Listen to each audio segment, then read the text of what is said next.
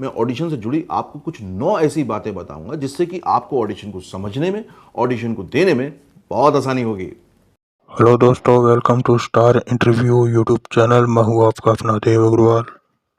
कि मैं आपके साथ वो सारी इंफॉर्मेशन शेयर करूं जिससे कि आपका सपना पूरा होने में आसानी हो पाए, आपका फिल्म इंडस्ट्री में करियर बन पाए। देखिए, आज बात करने वाले ऑडिशंस पर। मैं 9 पॉइंट आपके साथ ऐसे शेयर करूंगा जिससे कि ना ऑडिशन आपके माइंड में क्रिस्टल क्लियर हो जाएगा। मैं जानता हूं कुछ लोगों के लिए बातें बड़ी सिली हो सकती हैं क्योंकि हो सकता है वो ऑडिशन दे रहे हों, लेकिन मैं जानता ये भी हूं कि बहुत सारे जो नए लोग आने वाले हैं या आना चाहते हैं उनको ऑडिशन के बारे में बेसिक चीजें नहीं मालूम होती हैं। तो मैं आज ना सारी बातें आपसे डिस्कस करूंगा। नंबर 1 है कि व्हाट इज द ऑडिशन, मतलब ऑडिशन एक्चुअली होता क्या है। बहुत सिंपल है। ऑडिशन एक ट्रायल है, एक जस्ट टेस्ट है कि एक पर्टिकुलर रोल, एक पर्टिकुलर कैरेक्टर आप कैसा परफॉर्म करते हैं। तो बहुत सारे लोग आते हैं ऑडिशन देने के लिए। उस ऑडिशन में जितने भी लोगों का ऑडिशन लिया जाता है उसमें से कास्टिंग डायरेक्टर कुछ लोगों को छांटता है और फिर आगे सिलेक्शन के लिए भेज देता है। तो ऑडिशन वो पहली जरूरत है, वो पहली सीढ़ी है जहां से होकर आपको गुजरना पड़ेगा अगर आप प्रोफेशनल एक्टर बनना चाहते हैं तो।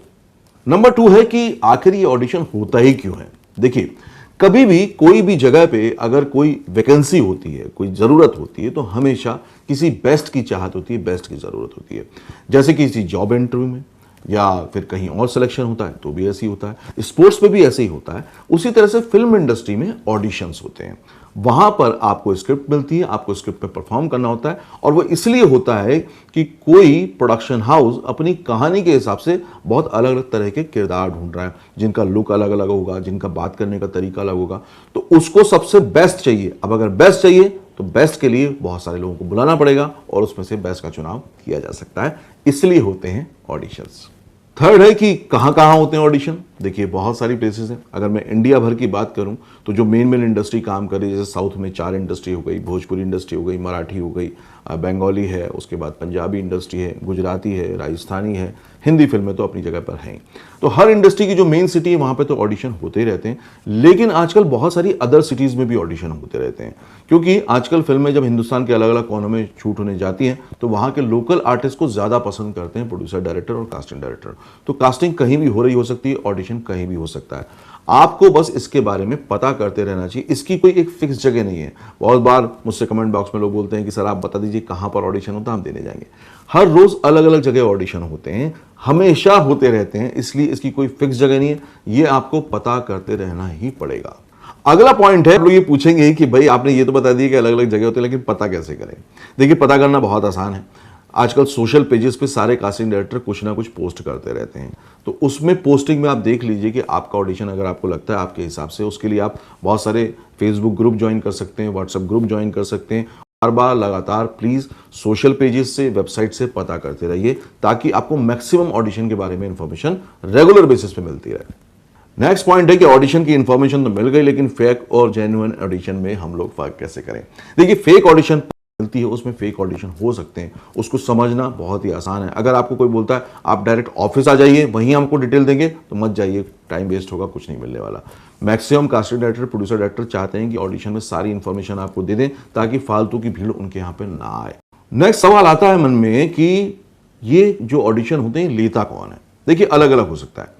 कई बार ये जो ऑडिशन होते हैं ये कास्टिंग डायरेक्टर्स लेते हैं, कई बार कोई डायरेक्टर लेता है, कई बार कोई प्रोडक्शन हाउस लेता है, डिपेंड करता है। कई बार जैसे एडवर्टाइजमेंट फिल्म है तो हो सकता है कोई जो एड एजेंसी है वो ले रही है ऑडिशन।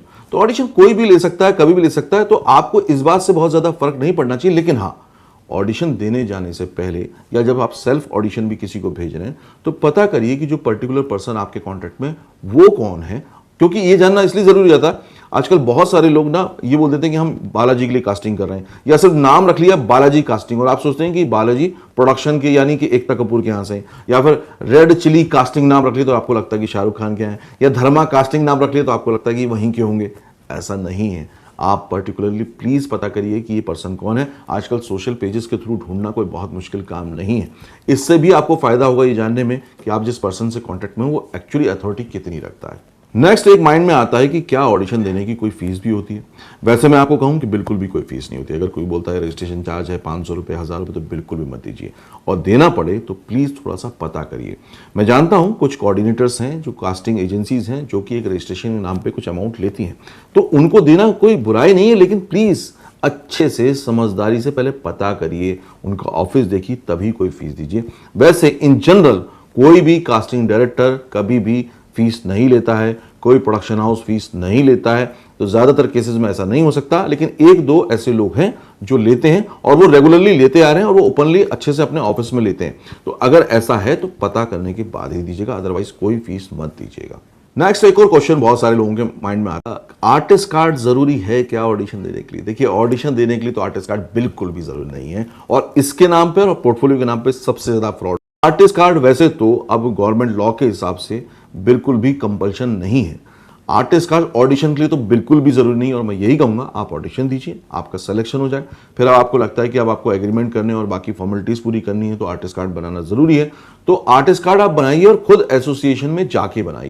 अब सबसे लास्ट और सबसे इंपॉर्टेंट वो पॉइंट ये है कि ऑडिशन आखिर दे कैसे दिया जाता है, बहुत सारे लोगों को नहीं मालूम है। तो चलिए आज मैं आपको बताता हूं कि ऑडिशन कैसे देते हैं। ऑडिशन में आप जैसे ही जाते हैं ऑडिशन रूम में, तो आपको वहां पर स्क्रिप्ट मिलती है, आप उस स्क्रिप्ट को लेते हैं, अच्छे से समझते हैं, और समझने के बाद अपनी पूरी तैयारी करने के बाद, टाइम लेने के बाद तैयारी कीजिए अच्छे से, और उसके बाद आप ऑडिशन रूम में जाके और बोलते हैं कि मैं तैयार हूं। फिर वहां पे जाके आप अपना इंट्रोडक्शन देते, इंट्रोडक्शन को देने के बाद आप रुकते हैं, थैंक यू बोलते हैं, फिर वो दोबारा टेक लेते हैं, वहां पे आप अपना डायलॉग परफॉर्म करते हैं। कई बार वो लोग ये भी बोलते हैं कि इस सिचुएशन पे परफॉर्म करके दिखाइए, तो आपके पास अपने कुछ मोनोलॉग हमेशा रेडी होने चाहिए, ताकि कभी भी आपको ऐसा चांस मिल जाए तो आप परफॉर्म कर पाएं।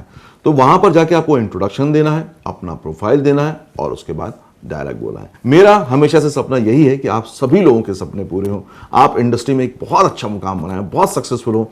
इसके लिए ये सारी इंफॉर्मेशन मैं आपके साथ शेयर करता हूं। मुझे लगता है आज का वीडियो आपको अच्छा तो लगा ही होगा, लेकिन फिर भी मैं जानना चाहता हूं कि आपको क्या लगता है, आपका सबसे बड़ा डर क्या है ऑडिशन के लिए? उस डर को मेरे साथ कमेंट बॉक्स में शेयर कीजिए। दूसरा, मुझे ये बताइए कि आपको क्या लगता है, क्यों इतने सारे लोग एक्टिंग सीखने के बाद भी या थिएटर करने के बाद भी ऑडिशन में बार बार फेल क्यों होते हैं?